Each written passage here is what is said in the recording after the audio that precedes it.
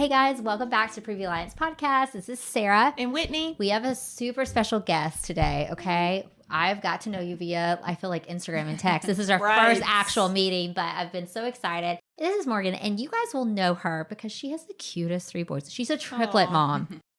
Okay, 1, 2, and 3. And this woman looks like this, okay? I was just thinking. But I wanted you so bad to come on. Me and Whitney's been talking about this because I think your story is going to resonate with so many people. And you're so honest on it with social media, and you've gained this following because people really get it. So I'm like, let's make it so everybody. So can we just kind of start with just a little bit of your story is one, I know that it's still ongoing, but let's take me back to when you found you were pregnant. Right. Okay, so yes, like she said, I have triplets and they were a surprise. So I found out I was pregnant, didn't think much. Yeah. Didn't think anything out of the ordinary. And I went to my first appointment actually pretty early on.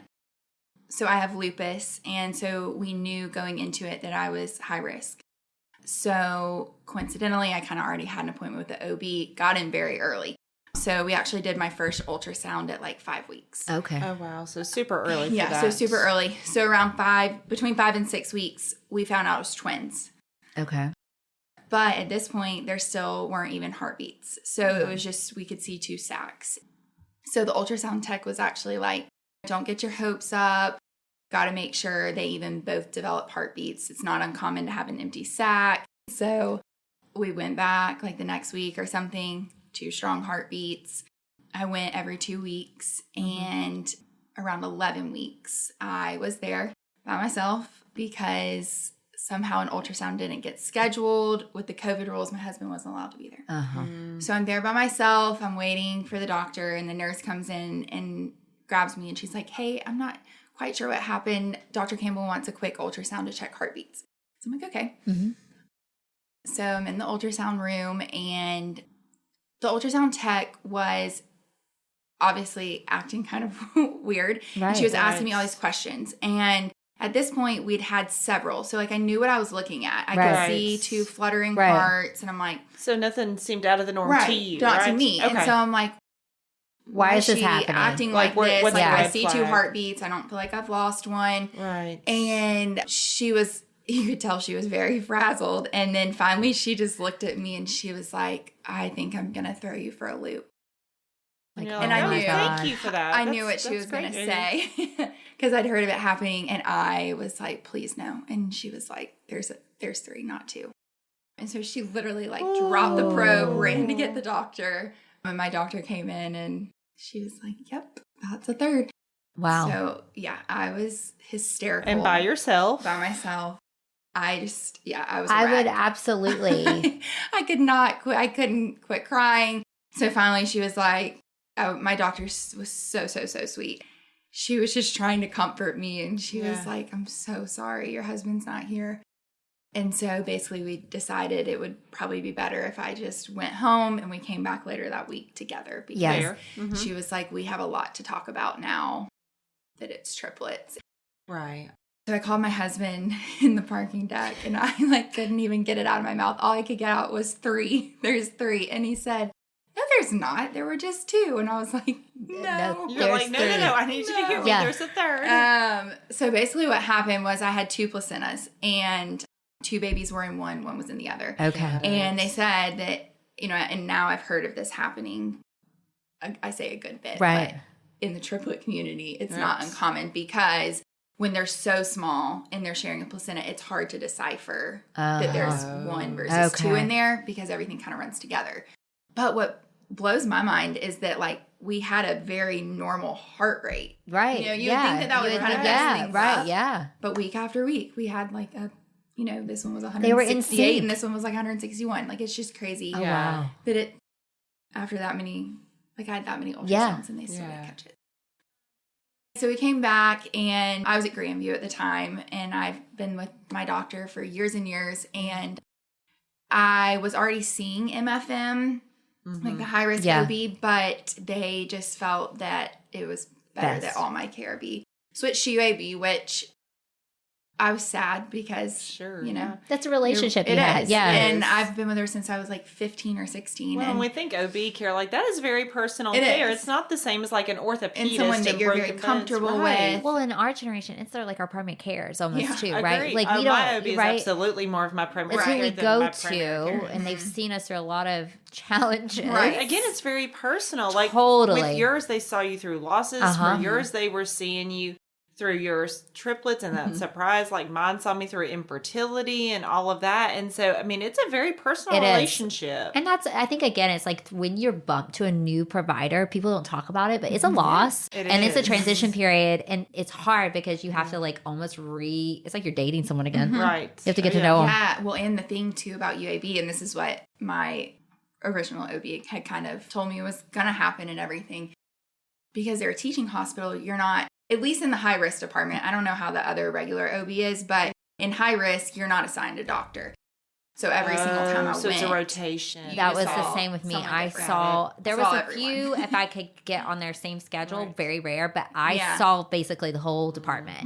And every personality with anything is different. And it's hard because sometimes they had to do, I'm sure they did this with you. They did it to me. And I was not nearly as complicated when it comes to like plan of care. Was just they had to do board meetings over me and say, well, what are we going to do about her?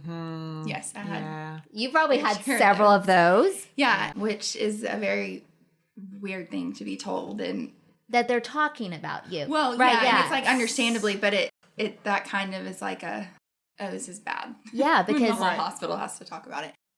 But they were amazing. I'm very thankful I was there because we had no idea what was coming, and that was where I needed to be. But that was definitely an adjustment. But Dr. Campbell, my original OB, she was so sweet and let me come like every 3 to 4 weeks still to her. Yeah. I don't know how we did that with insurance, but we got it covered. We did.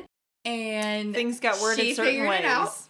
But I was so thankful because she let me come, and basically I just updated her each time and told her, I'm sure you got this too, because you see a different doctor each time, you get differing opinions. Oh, absolutely. And to the point of like when I would deliver and how far they would let me go. I mean, absolutely. Very differing things. And so I basically would go to her and like pour out everything they've said and get her opinion. Right. And just her feedback. Her view. And yes. And so that was great. I'm very, very thankful for that. And she just... Did you get to maintain that throughout your pregnancy with her? Good. Yeah, so she let me keep coming just so that I had a familiar face. I mean, she understood. She was, she did her training at UAB. I mean, she was like, this is where you need to be. It's the best of the best. Right. But it's not the same. It's hard. You probably felt the way I felt, that I had one physician tell me no matter what we did, where we were, if we ruptured, which we did, me and Will wouldn't have survived. I mean, I had one look at me and say that. And they said, there's basically nothing you're going to do. And then I had another physician who advocated for me, Dr. Stinky. She's been on. I love that woman dearly. I credit her for me being here. Right.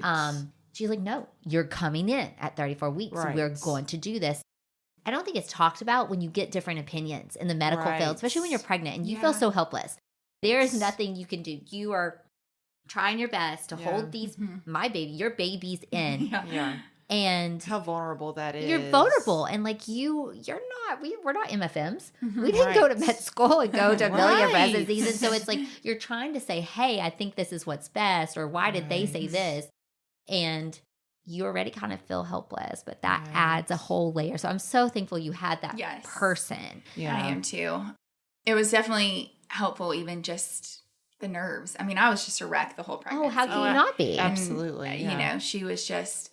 If anything, I would go and cry and talk to her for 30 minutes. I mean, she just, she just was a great listening ears. And so I was very thankful for that. So the pregnancy itself, I mean, with everything as a whole, was fairly uncomplicated, all things considered, until 25 weeks. Yeah. So like I said, I do have lupus, and lupus in the past, I was diagnosed very young, so I've dealt with this for a while. Starting in college, it started affecting my heart when I would flare up. And so obviously pregnancy can be a huge trigger for flares. and then you have 3. And, you know, I just kept hearing like, you know, your body is not supposed to be able to handle this kind of stress. Your body's not made to carry and grow 3 babies. And so it was under a great deal of stress and work. And so everyone was very surprised, like really did okay, besides like the nausea and vomiting. I mean, I was sick as a dog, but lupus wise and stuff. And then right around 25 weeks, my blood pressure started trickling up, and I kind of got to that, like I was going every couple days to UAB, and I was right below that threshold. And so basically we were just kind of waiting for me to hit it in order to be admitted. So one Saturday, I, you know, woke up pretty fine, and literally, I mean, it's crazy. Like just that morning to look at pictures, I probably gained like 7 to 10 pounds of fluid. And my blood pressure was just rising. And so I finally hit that mark, got admitted. They weren't totally sure what was going on because kind of some mixed labs and that kind of thing. But I will never forget, after the fact, Dr. Mercado was one of my absolute favorite I loved doctors. him as well. Just love him to death. I can't say enough good things about him. And he admitted me.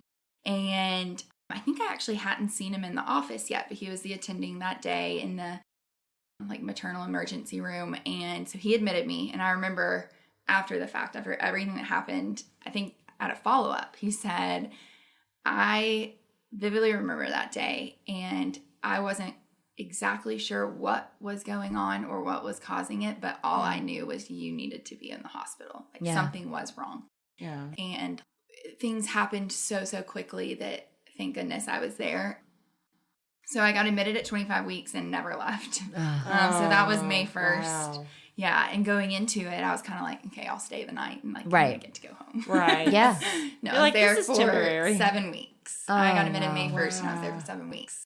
And things just happened very, very quickly. Kind of by the hour, things were changing. So my cardiologist is at UAB, Dr. Talaj, another person. Truly, I don't know that I would be here without him and without him catching what was going on so early. So again, that was who I've seen for years. And he knows how my lupus affects things, and he knows how quickly it affects things. And he does not he is very quick to jump on things because he does know that I've turned a corner like within hours in the past. So anyways, he, you know, saw me, I don't know, probably the next day. So kind of like the timeline, I got admitted on a Saturday. They were bouncing back and forth with preeclampsia, or is it a lupus flare? Like I had bits and pieces of both. And so on Monday, my cardiologist ordered an echo because he came in and was like, oh no, this is what's going on. Because it did look like preeclampsia, but my heart labs were also trickling up. And so he ordered an echo. On Monday, everything looked fine. My heart was completely normal, like every other echo I've had, functioning, 100% or whatever. And they continued to check them every few hours. And like my BNP and troponin, like some of those heart-specific labs were just multiplying. Oh, wow. And he was like, something's not right. So Wednesday morning, really early, I got another echo. And by Wednesday morning, I had gone into heart failure. Oh, gosh. So it was like 36 hours. So that was about 25 and a half weeks. And what did they tell you? Were they like, there's a week we want you to make it to? So yes and no. Originally, it had been like 34. We knew that probably was not the case. At this point, I was just past viability, technical viability. Right. But I mean, they're going to do, they're in all, they can in all their power, they're not going to deliver at 25 weeks. Right. We learned that. So that was kind of tough because you had a lot of specialties. Totally. Conflicting, with a lot of differing opinions. And cardiology, that team was like, we have to get these babies out. These babies are what's causing this. Right. And OB was like, no, absolutely not. We will not be delivering 3 25-week babies. And then, I'm sure you were probably getting this, but you're getting like, if we deliver these babies, they're going to have this and this and this if they survive. That was the biggest thing because You may not have survived very well. So. And you're carrying that. And that is something like people Yeah. say to you. And that's something that I just could not get across to people. And I get it. My husband's a physician. He gives bad prognoses and he tells people these are poor outcomes that can happen every single day. I mean, me nursing, I remember this too. You get to where you talk about things where it's, again, you're detached from it. And like, this is their world. This is this person's life. And so them saying, hey, Sarah, if you don't make it to this week, this is what's going to happen. This and then you live by weeks. I lived by weeks and days. Oh my God. Okay, now I'm 30-1. Okay, now I'm 30-2. Maybe the odds are this. Yeah. And you have this internal countdown. It was literally like days. And each day they would come in on my whiteboard and they would say like 25-4. Yes. Because it matters. Every single day at that point, even hours. Huge. And I remember my cardiologist actually joked one day because they would change the number of days every day. And he was like, man, we're even looking at days or something like that, jokingly. And then, everyone realized like how big of a deal that was. But yeah, so things really went downhill at that point. And rheumatology obviously came in and they went back and forth on what to do, basically, because obviously being pregnant, there's very little you can take. Totally. And so my options were slim. At this point, I was literally gaining 8 to 10 pounds a day, some days 12 of fluid. So I was on IV Lasix multiple times a day, getting it pulled off. It was, I wouldn't wish it on my worst enemy. Anyway, so basically they ended up doing tons of steroids.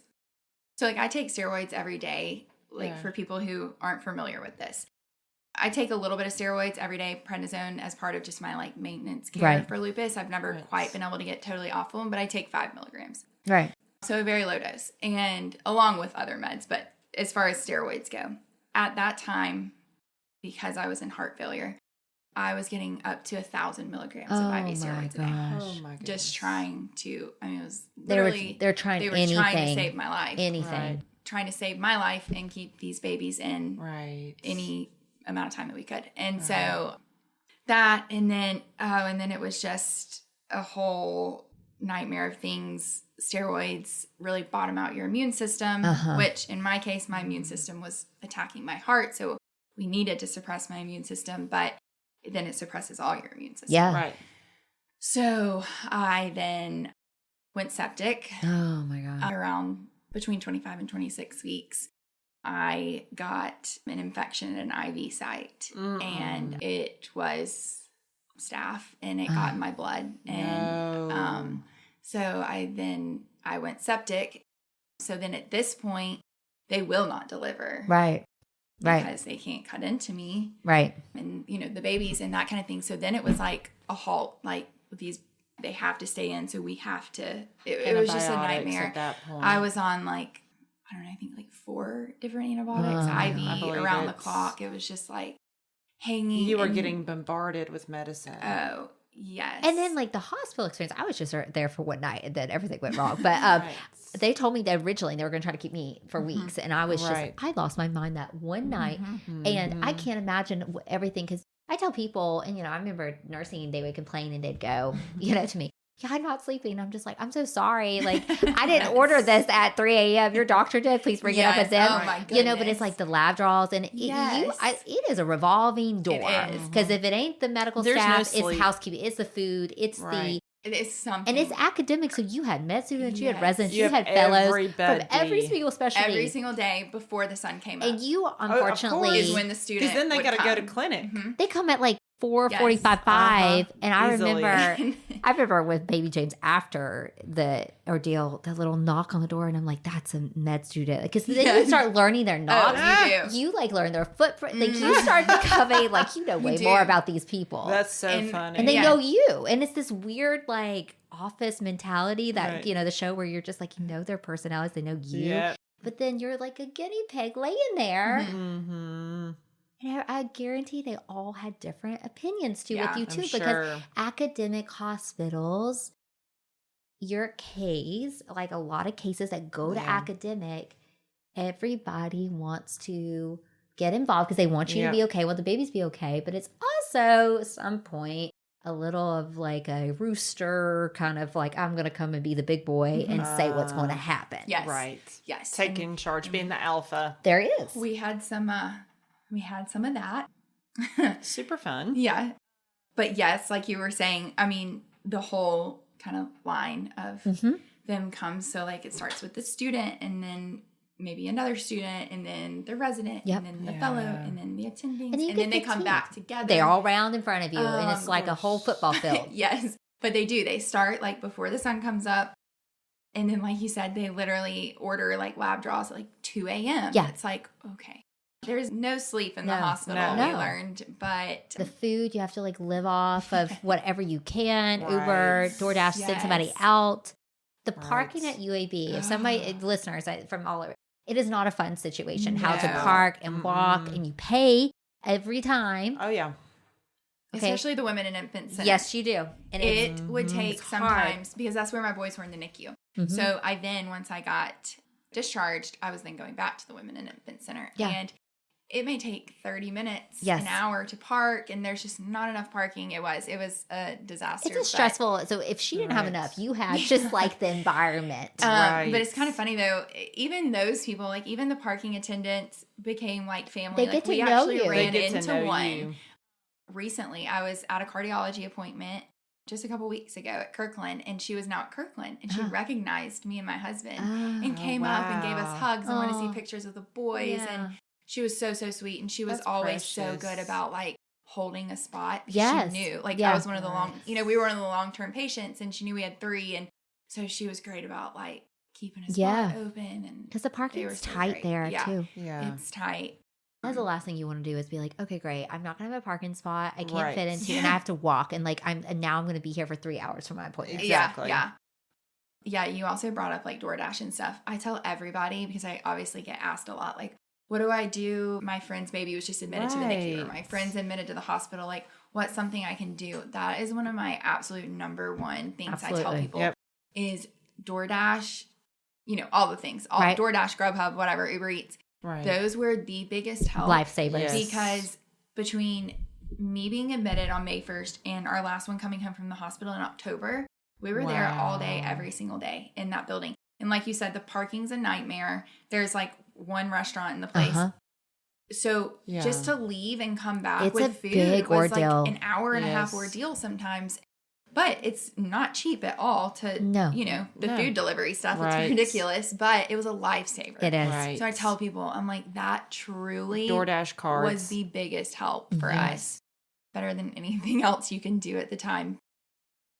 I was about to say, we left off on you being septic, so how did that progress? Yeah, so basically, after lots and lots of steroids and kind of getting this infection more under control, we eventually kind of got to a place that was like a little more stable. And it felt a little quiet, and everyone was like, okay, like we're just going to hold our breath steady until it was like we had just made it there. So then I was 27 and a half weeks.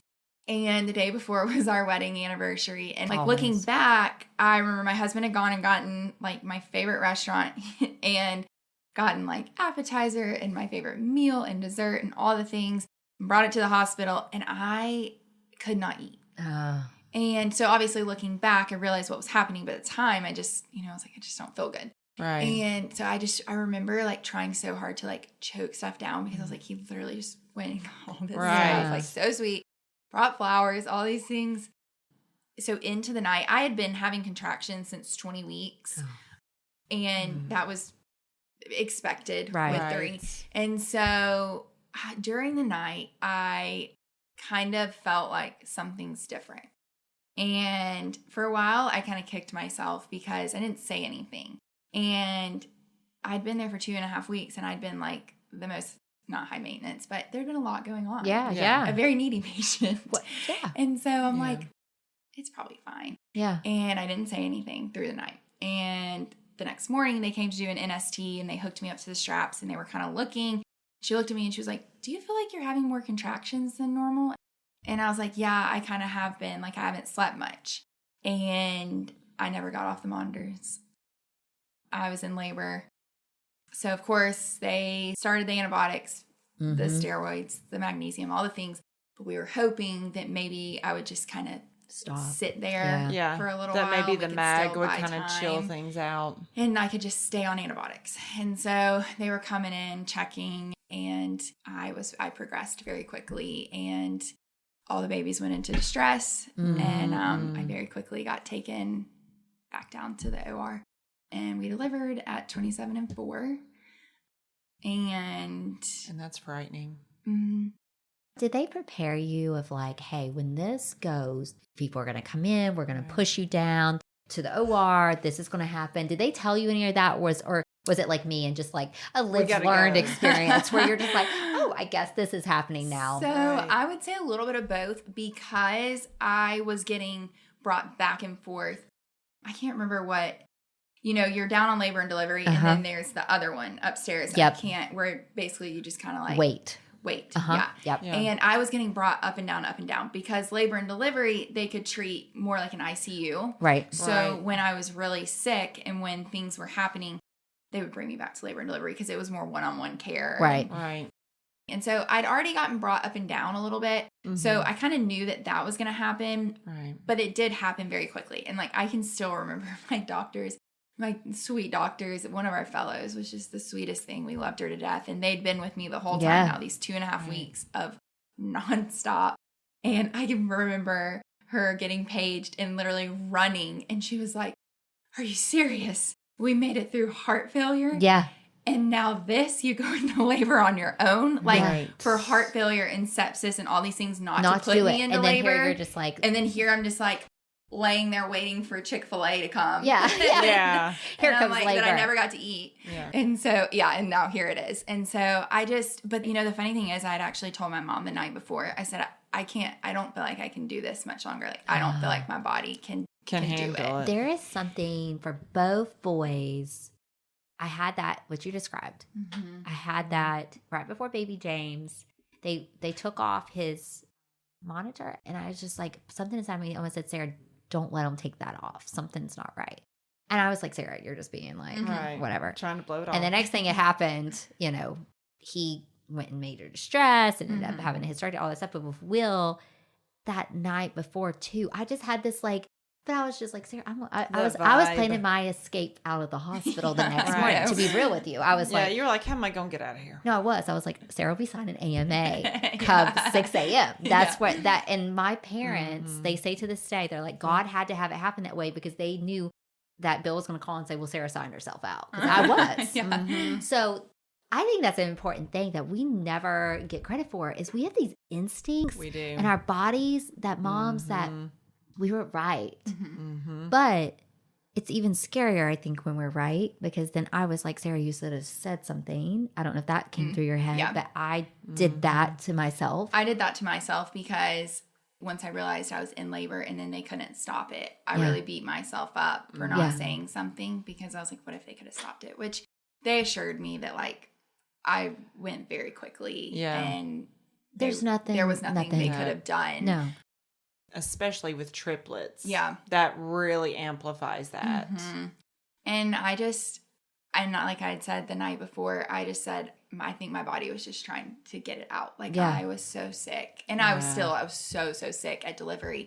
So I delivered in the regular OB OR, but because I was so sick with my heart, originally they had talked about delivering me in the CV OR. Okay. Because my cardiologist didn't feel like my heart could make it through surgery. He wanted ECMO to be there. So basically would make her heart pump for listeners if it stopped. It's a form of life support. It is. Yeah. So they were prepared for you may be honestly not even to make it through the C-section. Right. Yeah. And so that was their concern. And so when things had kind of first started and they were like, we have to get these babies out, then they really were looking at the CVOR because my heart wasn't even functioning and this and that. And I remember my husband and my cardiologist walked and counted footsteps from my room to CVOR, which is cardiovascular, and then walked the amount of steps it takes to get to the OBOR to see which one was closer and how much farther the CVOR was. So anyways, but it happened so quickly, and all the babies were in distress. And so I got taken quickly to OBOR, and my sweet cardiologist got called and came. I don't know if he was in surgery. I don't know if he was in clinic. Obviously, he's very busy. He's a transplant surgeon. Yeah. Wow. And he ran down there and stood next to me during my That's C-section. huge. Yeah. That is not common at all. No, not at all. No. And he stood up there next to my husband and I and watched the whole thing. I mean, he was very pleased with how it went. He was like, I really didn't expect it to go that well. Yeah. And so, anyway, so we delivered, and actually, I think all the babies came out crying, which they said was not common. They prepared me not to hear their cries. They were very, very weak cries, and honestly, I don't really remember much of it. That was a lot. It's a lot going on. So you were not under general anesthesia. You had the spinal. I had the spinal, so I was awake, and I can remember looking at my husband being like, I don't like this. Like, yeah. You think you're not going to feel anything? You feel a lot. No, you do. I did not. It's very surreal. It is a very it's horrible. odd. You get rolled in. It's super fast. There's so many people. You Right. can't. So Yeah, I many mean, people. they got their little hair things on. They got their mask. They're like yelling things. They're getting things Yes. ready. You are like naked, bent over on And they're everything. like making sure that you're numb. And I just remember I kept being like, no, I can still feel that. Right. And I was so scared I wasn't going to, they weren't going to numb me. Yes. No. Right. I mean, and then leaning over for that. Okay. Oh, yeah. And they're like leaning over and they're pressing. And you're just like, oh my God, and then again, you can't move. So they like haul your legs over, okay? And you're laying there and you're strap your strapped arms down. out. Like no one talks about that's a mental F. I'm sorry, but to be strapped down, you're numb. That's always really bothered me. Is people the cutting arms you up. getting strapped down. And here that comes the weirds blue- me You out. feel so what? The blue shield, the blue shield. So and they had prepared me for this, that with multiples, we would have a team for baby. I was going to say, NICU. they probably did I know this from being the NICU with Will. Right. They call a certain code for multiples. And Yeah. I heard that when I was waiting in the NICU with Will, and they would say, oh yeah, we're having triplets come, or we're having twins. There was, And they also have to quads. staff extra Yes. the whole time that you're a Yes. patient.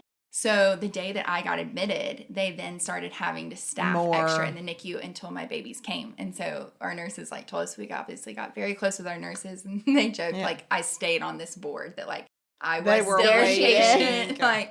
And then I found I got moved to delivery.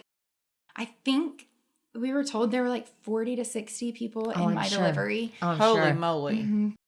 So each baby had a team of about 10 Mhm. doctors and nurses. And then you had I had team. my team. And then you had students. Yeah. I mean, everyone was course. trying to get in on Unfortunately- watching a Right. triplet delivery. That is rare for training. And Yeah. I'll never forget, there was a resident when I was getting the hysterectomy, thank one of the MFMs for allowing him to be a part of this procedure. Uh-huh. Said, thank you for giving me this experience. And I've said this to you before. Yeah. That, okay, it upset me Mhm. because I'm like, I am not an experience, but Right. for the nurse in me, it's like, that is a great learning Right. opportunity. Yeah. But there's something about that being you. Right. That you they never want- want to be No, the guinea pig. you don't want to be pig. learned on. And I actually had, it's funny, you said that. One of my doctors, I remember so things continued to really spiral after delivery.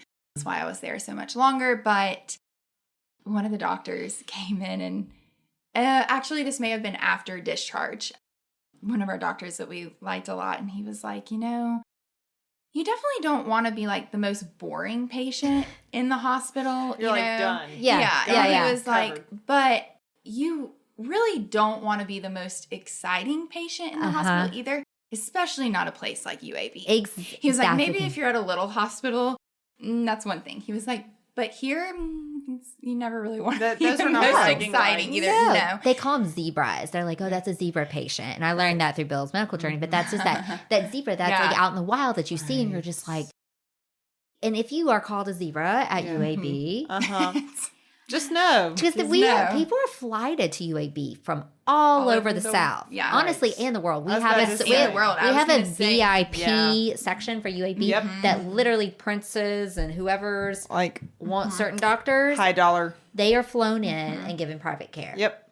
So Yes. all this to say, you Probably had every single doctor that there was at UAB. Every specialty was there. Yeah. Every specialty. And like you said, like you get it. You do want, I mean, it is a good experience. You want them to be able to learn. They had to learn on somebody to know how to treat me. It gets old though. Yeah, but after months of it, it does.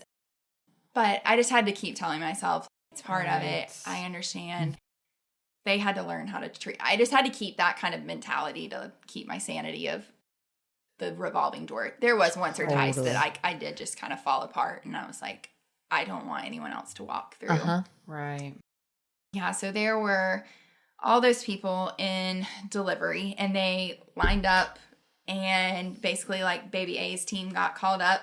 They pulled baby A out, put a hat on him that had an A, and then he was taken out into the recess hall. Well, so they go to the recess hall. It's like first. This little hallway where they like get them all squared away. Gotcha. And if they need to resuscitate them and all these things, but that's kind of where they assess. And I think part of that is because it was multiples, and so they needed the room, and so they did all their stuff there, and then they wheeled them back in to see me on their way to the NICU, which I wasn't prepared for them to be in plastic bags. Yeah.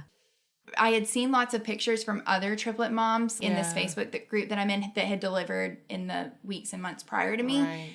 And I just remember seeing the pictures and thinking like, oh my God, that's so horrible. I can't even look at these pictures. And it just didn't occur to me that like mine were that early when they were that early. I just remember the first one coming out in the plastic bag, and that was when I would like kind of fell apart, and I just was not prepared for that. It was very hard to look at, and you don't realize how small a 2-pound or under 2-pound baby is until you like see them in this tiny thing. Tiny. So anyways, they got them to the NICU, and then I obviously went to recovery. Later on after recovery, I got wheeled down to look at them. Yeah. Because they were born before 28 weeks, we were not allowed to hold them for a week, so we could like touch them. It was called the Golden Week, which is actually something that UAB created. I learned about that through the NICU, and there's like signs outside the doors, and like literally, it's this innovative thing. Yeah, it's this huge thing. And it's now a big deal, like in all over the country. I don't know about the world, but UAB created it. Actually, like. Some of our doctors were the ones that came up with that. And so it's basically to prevent brain bleeds. They keep them pretty much completely still for that first week of life. So we could touch them. But that's still so hard, right? Because like you have just been through so much. And like you said, me even seeing Will at 34 weeks, I was just like, there's something, and it just shook me. And I remember it's still hard for me to look at photos from him, like the first. And I felt all these emotions, and I didn't feel like I could really be honest with what I felt to people, because they're like, oh, so lucky. Like then you get all the like, oh my God, you made, it's gonna be okay. But then you're like, I don't know if it's gonna be okay. And then it's just a really hard mental spot to be put through everything that you've endured, and then like seeing that and processes, and you don't get time to process it. You just get willed on to the next, because there was something always going to happen next. Yeah. So I think it was later that night. It's blurry. A lot of a blur to me. I think it was during the night that night. So I'd had my C-section. And at this point, my heart still was not functioning like 100%. It was much better than when I had first gone into heart failure, but I still was not functioning like it should be. Yeah. So when you have a C-section, I mean, I learned all this, you have lots of fluid in there that then goes back into your body. And I had that times 3. So all of that fluid is then supposed to be like reabsorbed into your body, and then your heart's supposed to essentially like pump it through. Supposed to. Well, my heart wasn't functioning like it should. And so basically all that fluid went back into my body and just overloaded my body. And basically their best guess as to what happened was that it overloaded my body, and it just threw off everything was out of balance. Yeah. My electrolytes, my everything. So I went unresponsive. And that was like during the night or early morning. And I went unresponsive. They assumed I was having a stroke. So they called a code, and I remember like tiny bits and pieces of like coming back to it and then going back away. But it was truly something like out of a movie or like out of Grey's Anatomy, honestly. It's probably the best way I can explain it. And my mom's a nurse also, and she was in there and realized, I think I just kind of started slurring my words, and then I just went out. So anyways, she screamed for the doctors. They called a code, came in there, and I can remember tiny glimpses of coming back in and them like shining lights in my eyes and, you know, yelling at me like, where are you? Where are you? Open your eyes. You know, do you know who I am? And I can just see like this whole room full of people. So I was rushed to CT, and I didn't have a stroke. So basically their best guess as to what happened. I mean, my labs, like when I look back at them, they did like a full panel of everything imaginable, and like there's not a single thing that's not flagged. And so everything was just so out of balance because my body couldn't get rid of this fluid. And so eventually I woke up, and I was on my way back from some scan, and I woke up and they said I just started asking like, you know, what happened? Where am I? And after that, things just kind of continued to really it was just terrible. Being so fluid overloaded was a lot. Like there was just fluid oozing out of my legs, and it was like I had nowhere to go. So then probably the other worst thing that kind of happened after this, again, I had been on so many steroids, so I had such a low immune system, and then had a C-section. So I started having this terrible pain, like excruciating pain, and couldn't figure out what it was coming from. I mean, I was getting like so many scans a day. I mean, just anything they could try to do to figure out where this pain in my abdomen was coming from. And they happened to get a tiny glimpse of, you know, kind of the corner of a scan showed something, and they saw all these pockets of infection in my abdomen. So basically I had gotten an infection in my uterus, and it caused a hole to open up at my incision. So my entire abdomen and uterus were just full of infection. And that's probably some of the worst pain. It was such terrible pain that, like, I don't even remember now. Yeah. A lot of it, I was on so much pain medication, I was pretty much just, like, knocked out. So originally they came in and said that they were going to have to take me straight to surgery to do a hysterectomy. And I begged them not to. And finally they were like, we'll give it 24 hours. Yeah. They said I was on, I think, 5 or 6 of the strongest antibiotics on the market, like out there. And it wasn't touching you. It did. Thank God. So I can like remember my IV pole, and it was just around the clock. And it did. It started helping. And so they were like, okay, like we'll continue, you know, seeing. Yeah. And I ended up not having to get a hysterectomy, which I was very thankful for. So it was just like this. You just went in, and it, I mean, train wreck, like just constant. Everything. And all this when your every babies time you are in turned the around, something happened. Yes. And all this time, my babies were downstairs in the NICU.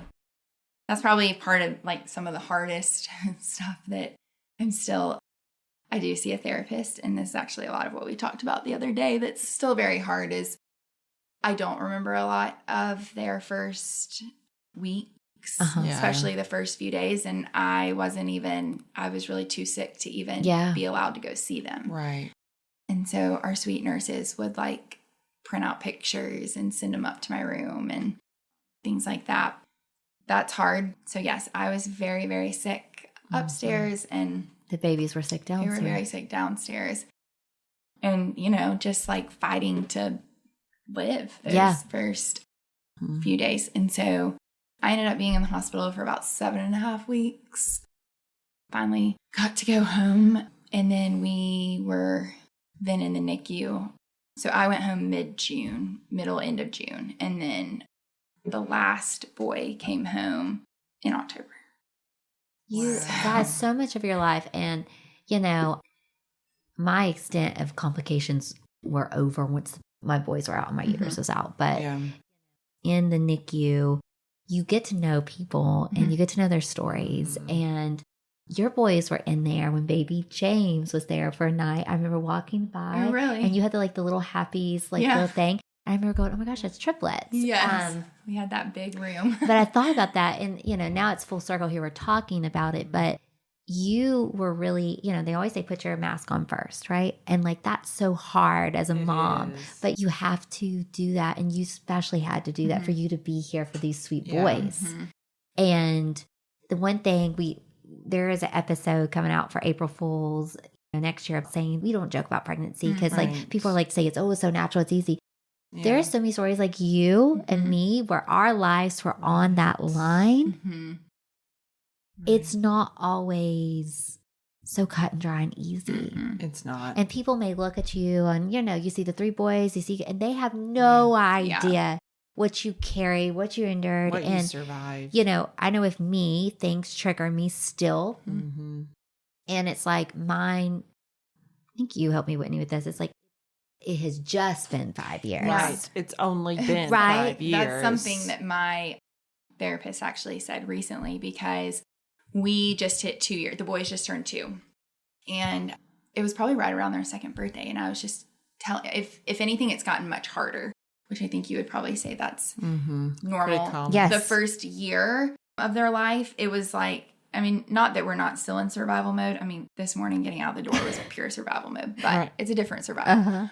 That first year, though, I could go back to the NICU, no problem. After doctor's appointments, we'd go say hey to our nurses and doctors. And then right at their first birthday, we went back and we also went and visited labor and delivery and saw some of mine. And that was a lot. I can't set foot back in there. I mean, it was so much harder than I expected. Ever since then, right around their first birthday is when I started having panic attacks and waking up in the middle of the night, right back in those situations. Having nightmares and things like that, flashbacks, and being back in that same pain. And I would have to you feel it in your body. You are not there. Yes. And so that was when I started seeing a therapist, and she specializes in trauma, and it's been great. I love her. Anyways, right around their second birthday, you know, it had been a really tough year. And I told her, I was I'm just frustrated. I just want to be over it. I don't want to live this, have a panic attack driving by UAB or one of the biggest thing for me is my room was right by the UAB helipad for Life Flight. Yes. And I mean, I don't think anyone realizes how many people are brought in on Life Flight constantly. today. It's honestly kind of freaky. You're it's where are all these so people coming much. from? It's every few minutes. You hear it coming. So for 2 months, you heard I all constantly heard that. I cannot stand the and I sound of a remember helicopter being now. at dinner. It was last fall, and this was the first time it really hit me. We were sitting outside at dinner downtown, and Life Flight flew over, going to the hospital. It triggered you. And I just remember my mom looking at me, being like, "Are you okay?" And it was I was in a different, I was numb. It was you hear people talk about with PTSD, and to this day, even this week, walking into the grocery store, it just stopped me in my tracks. So stuff like that. And I was telling my therapist, I was like, I'm just over this. I want to be over it. I'm tired of this. And I was like, it's been 2 years. Why is this still so hard? And she was like, it has only been 2 years since you went through all of this. Right. And I was like, okay. And it so was that multiple traumas. Yeah. Very Multiple. condensed. And that's what she says. Multiple traumas that also revolved around near death. Absolutely. For And all so, 4 of you. Yeah. So that was really helpful to hear. And so it kind of made me feel like, okay, I'm not crazy. No. Yeah. It's only been 2 years. And so I have to tell myself that a lot. It has only been 2 years, because it sounds like a lot. And you just, people are so quick to say but you're fine now. You're all home and you're healthy. You're alive. You're fine. You're not there anymore. And it's I think it's been very eye-opening for me until you go through a true traumatic experience. You really don't understand that. And I didn't. No. You know, I never would have. And how invalidating others can be. Yeah. Totally. I mean, birthdays, Whitney knows this. I get very still. I get probably about a month before. And I was like, well, why is it a month before? And it's because people start saying, oh, what are you going to do for the boys' birthdays? Or, you know, and I'm like, so it literally starts about a month before to me. Right. And then after build up. It does. And I am not, and I have now my family and friends know they're hard. That's hard for Sarah. And honestly, both boys' birthdays are hard because both deliveries were not great. No. And I thought I was going to die both times. And people just may never get that I may never be able to look at that birthday differently than this is where we survived, or this was like one of the worst days of my life. Yep. And my husband's life, and my parents scared too, you know. So like that is something that I think, and we talk about this all the time, is like this marketing of like celebrations and holidays, and you're supposed to be like, those are really hard for people. Right. And people don't talk about it because then again, it's just like, you're just like, especially in the South, yours should be grateful. I am not grateful for that trauma that happened to me, and that's okay. Like, I'm very grateful they're alive, yes, but I carry this that. still happens. Yes. And that's been a big thing that like we can't ignore that trauma is stored in the body. Right. And as time goes on, it does start to come out. And unfortunately, it can come out in those panic attacks. And that's what you're going through. Mine would be like migraines I would feel sometimes would kind of happen. Yep. Like back pain. I mean, random. And then my mother-in-law, she had fell and she was at the rehab right in front of the women's and infants. So when I would visit her, and I remember texting Whitney, I'm like, why is this? I am really like physically, I was hot. I mean, I feel like hot talking about this. I'd feel hot. I'd start sweating. I'd feel like I can't, like I'd feel trapped. And she was like, what are you looking at? Yeah. What's around you? Yeah. I've had those situations too. The boys were getting tubes last summer, fall. And I looked out the window, and because of how the Women and Infant Center here at UAB is, it's right next to Children's Hospital. Like, for those who don't know, there's actually like a walkway in between the two. So it connects the hospitals. And so like you're on the same plane. And we were in the waiting room, and I remember looking out, and it was my exact view. This has happened more than once because the boys have had multiple hospital admissions for their lungs. And I like looked out, and it was my exact view. And I mean, I thought I was going to throw up right there in the waiting room. And unless you've lived it, like you said, you can't control your response. And people are like, are you okay? And you're just like, I don't know if I like can. I'm literally frozen. And so it has. It's been so eye-opening. I never struggled with anxiety before. I mean, aside from like, you know, a big test in college or something. And then I was fine. Like the routine, the expected anxieties. Yeah. Versus this is a full-blown now. So this has been so new and just very eye-opening to me. Like, okay, this is how, you know, so-and-so was feeling in college when I didn't quite get it. Yeah. And so it's a process. But you know, there is so much strength that you have, and we are honored that you allowed us to share this story, because I know, and maybe it's gonna be helpful to people just to like not to judge a book by its cover, you know?